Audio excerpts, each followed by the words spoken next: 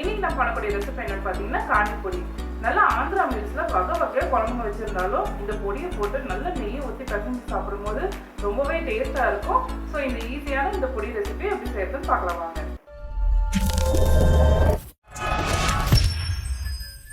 துவரம் பருப்பு அரை கப், மெஷர்மெண்ட் கப்பு எடுத்துருக்கேன். பருப்பு வந்து மீடியம் ஃப்ளேம்ல வச்சுட்டு நல்லா வறுத்துக்கோங்க. பருப்புங்க நல்லா வறுபட்டாதான் இது ரொம்ப நாள் கழிச்சு நம்ம சாப்பிட முடியும். பருப்பு நல்லா வறுபட்டுருச்சு, கலர் பாருங்க நல்லா மாறிடுச்சு, வாசமும் வரும் இது வறுக்கும் போது.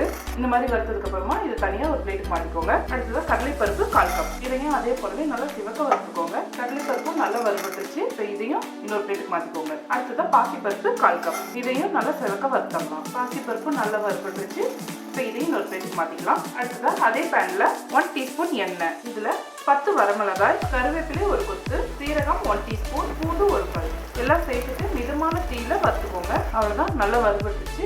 இதையும் நம்ம வறுத்து வச்ச பருப்போடையும் சேர்த்துக்கோங்க. நம்ம வறுத்து வச்ச பருப்பு எல்லாத்தையுமே ஒரு பிளேட்டுக்கு மாற்றியாச்சு. இதுல பெருங்காயத்தூள் 1/4 டீஸ்பூன், உப்பு 1 டீஸ்பூன். இது கொஞ்சம் நேரம் ஆறட்டும், அதுக்கப்புறம் ஒரு மிக்ஸி ஜாருக்கு மாற்றிக்கலாம். இப்போ நல்லா ஆறின பருப்பு எல்லாத்தையுமே மிக்ஸி ஜாருக்கு மாற்றிடலாம்.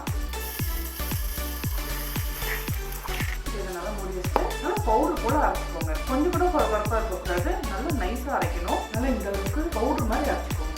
அவ்வளோதான், ரொம்பவே சூப்பரான காண்டிப்பொடி ரெடி ஆயிடுச்சு. இதை 1 மாதம் வரைக்கும் நம்ம ஸ்டோர் பண்ணி வச்சுக்கலாம், கிட்டே போகாது. கண்டிப்பாக நீங்களும் ட்ரை பண்ணி பாருங்க.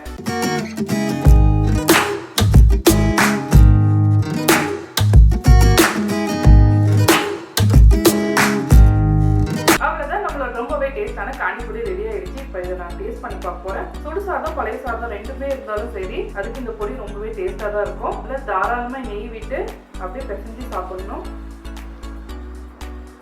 அதான் என்ன டேஸ்ட், அப்படியே ஆந்திரா மீல்ஸ்ல சாப்பிட்ற மாதிரியே இருக்கு, அதே டேஸ்ட். ஸோ கண்டிப்பா இந்த ரெசிபி வீட்டில் ட்ரை பண்ணி பாருங்க. மனமும் சுவையும் சேனலை சப்ஸ்கிரைப் பண்ணாதவங்க சப்ஸ்கிரைப் பண்ணிக்கோங்க. பக்கத்தில் இருக்க பெல் ஐக்கானையும் அழுத்திக்கோங்க. லைக் பண்ணுங்க, ஷேர் பண்ணுங்க. உங்களுக்கு விருப்பமான டிஷ்ஷஸ் என்னோட ஷேர் பண்ணிட்டீங்கன்னா கமெண்ட் பாக்ஸ்ல கமெண்ட் பண்ணுங்க.